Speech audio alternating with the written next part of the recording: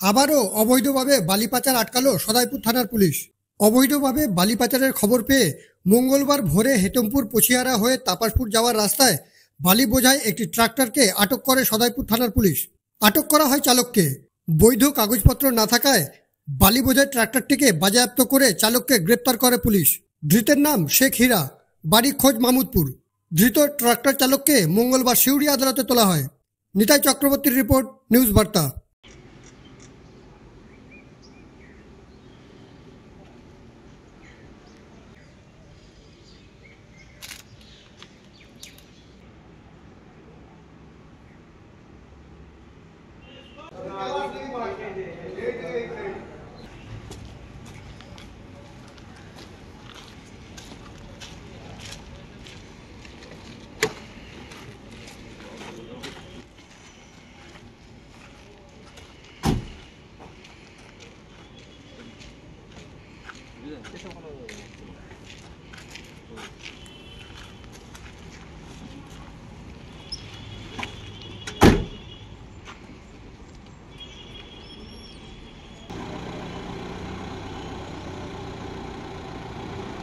তোমাকে দিলাম একটা দিয়ে তাহলে ঠিক আছে।